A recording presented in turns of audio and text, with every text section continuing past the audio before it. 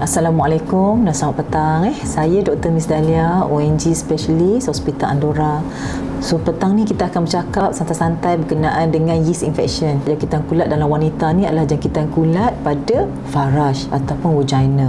Jangkitan kulat ni selalunya nama lain dia kita panggil candidiasis ataupun jangkitan Candida albicans punya spesies. Simptom yang selalu wanita-wanita ni akan datang berjumpa dengan doktor gynae bila dia ada simptom keputihan yang berlebihan, keputihan yang kita kata sangat kedi ataupun dia sedikit kita panggil white kedi discharge, dan dia adalah sangat intens yang gatal. Gatal dia memang orang kata akan cakap terlalu gatal, dan dia boleh dapat soreness, dia gatal-gatal pedih. Itu yang selalunya wanita-wanita akan experience. Bila wanita-wanita ni datang dengan simptom-simptom ni, of course doktor akan check further history sejak bila dia mengalami masalah-masalah keputihan ni. Doktor memang kena check faraj dia dengan membuat kita panggil speculum examination, and then usually doktor akan ambil sampel untuk hantar ke makmal untuk confirm sama ada jangkitan yeast candidiasis semata-mata ataupun dia ada concurrent jangkitan bakteria juga. Ini penting untuk doktor mulakan perawatan,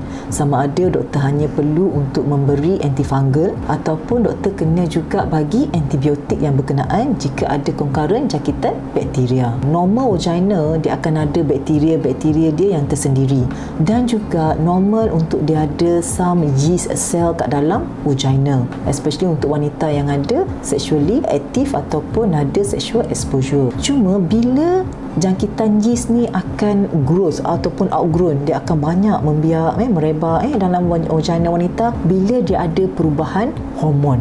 Paling common semasa mengandung.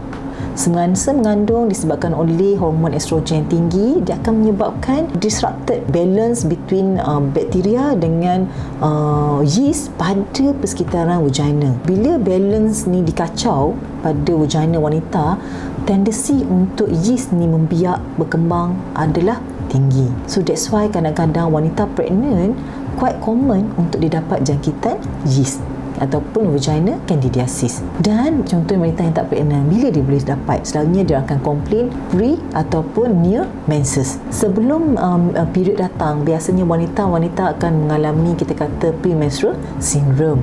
Dia akan ada episod yang hormon dalam badan ada perubahan. Kadang-kadang perubahan hormon ni dia boleh menyebabkan yeast infection ni berlaku, dan kita tengok keterukan dia. Kadang-kadang wanita dia selalu komplain bila dia stres melampau. Wanita ni mengalami tekanan ataupun stres kerja ataupun stres belajar ke yang melampau, dia akan menyebabkan hormon berubah, akan mengalami perubahan hormon dalam badan. Dan of course benda-benda macam ni akan menyebabkan balance between bakteria dengan yeast pada faraj itu terganggu, maka yeast ni akan outgrown, then wanita akan slowly start ada simptom seperti keputihan berlebihan, gatal yang terlalu intens dan juga gatal-gatal pedih di bawah.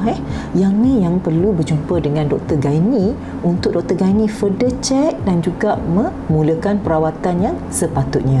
Yeast infection ni is not sexual transmitted disease. Kadang-kadang wanita ni dia anxious, dia risau bila ada ketidaknormalan ataupun keputihan yang berlebihan yang tak normal. Dia risau takut ada penyakit kelamin. Bukan. Tapi of course apa-apa jangkitan pada faraj pada wanita, sama ada mengandung ataupun tidak mengandung, perlu perawatan. Maksudnya perlu check up yang proper dan juga perlu perawatan yang appropriate, yang sepatutnya, supaya treatment boleh diberi dengan sepatutnya dan hopefully jangkitan tu tidak berpanjangan dan tidak lebih memudaratkan.